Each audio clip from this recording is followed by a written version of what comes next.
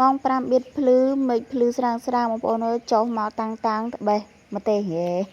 ចាបងប្អូនជំរាបសួរសួស្តីបងប្អូនទាំងអស់គ្នាថ្ងៃនេះដែរមកធ្វើមុខម្ហូបប្រចាំអ្នកខេត្តបាត់ដំបងឲ្យបងប្អូនទាំងអស់គ្នាមើលវីដេអូអំពីការធ្វើម្ហូបមុខនេះគឺខ្ញុំធ្លាប់ធ្វើហើយប៉ុន្តែដោយសារមានសំណូមពរបងប្អូនមួយចំនួន2 3នាក់ដែលគាត់សំណូមពរឲ្យខ្ញុំបង្ហាញពីរបៀបធ្វើមុខនេះបងប្អូនមើលគ្រាន់តែមើលបន្លែនិងគ្រឿងផ្សំយើងតែបងប្អូនដឹងអត់ថាជាមុខម្ហូបអ្វីតោះទៅតាមដានការទស្សនាការធ្វើម្ហូបនេះជាមួយខ្ញុំទាំងអស់គ្នាចំពោះវិធីធ្វើនិងគ្រឿងផ្សំគឺងាយៗមែនទែនហើយមុខម្ហូបនេះមានឈ្មោះថាខប្រហុករបស់អ្នកបាត់ដំបងតើបងប្អូនទាំងអស់គ្នាដំបូងគឺយើងដាក់ខ្លាញ់ដាក់ខ្ទះឲ្យក្តៅទៅដើម្បីយកទៅឆាជាមួយនឹងគ្រឿងក្រៅផ្សំរបស់យើងហើយវិធីធ្វើក៏ងាយដែរបងប្អូនទាំងអស់គ្នាពាក្យថាខប្រហុកនេះមិនមែនដូចខសាច់ជ្រូកខសាច់មាន់ខគោខអីទេបងប្អូនគឺខប្រហុកគឺធ្វើបែបនេះណាបងប្អូនបើសិនជាបងប្អូនអត់ទាន់ចេះអាចមើលបានហើយគ្រឿងផ្សំរបស់យើងមានខ្ទឹមក្រហមខ្ទឹមសម្ទេសរំដេងល្ក្រៃហើយនឹងត្រាប់ពុតមីយ៉ងត្រាប់ស្រួយអញ្ចឹងបងប្អូនប៉ុន្តែយើងលីងគ្រឿងប៉ណេះមុនសិនយើងលីងវាឲ្យរាងឈ្ងុយឡើងក្រហមឡើងអីបន្តិចទៅបងប្អូនយើងដាក់យកក្លិនយកអីអញ្ចឹងណាបងប្អូនត្រូវការលីងវាបែបនេះទៅ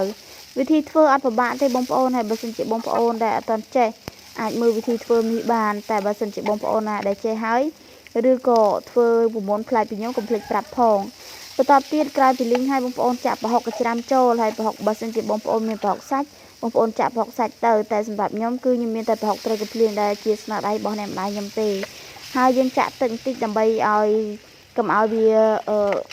ខ្លោចឬក៏យើងដាក់ទឹកដើម្បីឲ្យវាឆាប់លាយប្រហុកយើងណាបងប្អូនហើយប្រភេទប្រហុកនេះនិយាយរួមគឺងាយខ្លោចបងប្អូនលីងវាហើយដាក់ទឹកឲ្យលឿនទៅបន្ទាប់មកទៀតយើងក៏ដាក់សាច់ត្រីបងប្អូនដាក់ត្រីដាក់អីចឹងទៅដាក់ត្រីអីក៏បានដែរបងប្អូនត្រីម្ដែងត្រីអីកូនត្រីក៏បានមេត្រីក៏បានដែរនិយាយរួមគឺឆ្ងាញ់ដូចគ្នាតែបើថាបានត្រីពោចេះផងគឺចូលជាតិសាហាវយើងកូរចំបល់បែបនេះឲ្យបងប្អូនថែមទឹកមកដោយសារខ្ទះខ្ញុំយើងរាក់ដែរបងប្អូនអញ្ចឹងខ្ញុំអាសាប្រែអាសាអីដែរអញ្ចឹងណាបងប្អូនទាំងអស់គ្នាចាក់ទឹកវាបន្តិចទៅឲ្យបងប្អូនកូរច្បល់វាតិចទៅហើយក៏ក្របគម្របវាទុកមកសន្ទុះសិនទៅបងប្អូនអើយដើម្បីអីដើម្បីឲ្យដោយសារខ្ទះរបស់យើងវារាក់ហើយយើងក្របទៅដើម្បីឲ្យវាឆាប់ឆ្អិន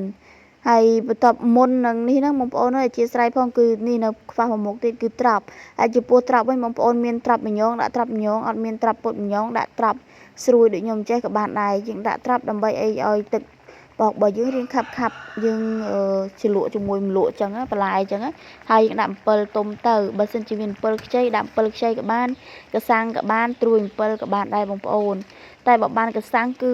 អែមពិសេសខ្លាំងមែនតើហ្មងយើងច្បាលត្រឡប់វាចុះឡើងបងប្អូនក្របវាទុកសិនទៅណាដើម្បីឲ្យវាឆ្អិនផុយជាមួយនឹង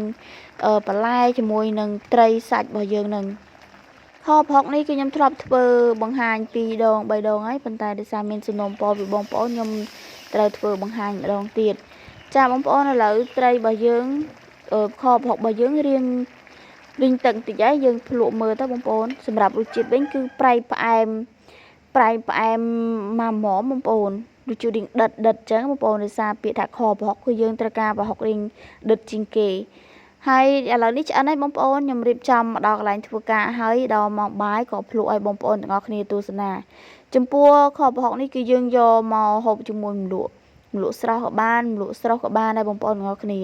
ហើយវិធីធ្វើខ្ញុំគឺប៉ុណ្ណឹងឯងបងប្អូនទាំងអស់គ្នាបើសិនជាបងប្អូនណាដែលចេះធ្វើហើយឬក៏ធ្លាប់ធ្វើហើយឬបងប្អូនណាមិនទាន់ចេះបងប្អូនសូមខមមិនប្រាប់ខាងក្រោមផងចំពោះវីដេអូខ្ញុំក៏មានតែប៉ុណ្ណឹងឯងបងប្អូនជម្រាបលាជួបគ្នានៅវីដេអូក្រោយបាយ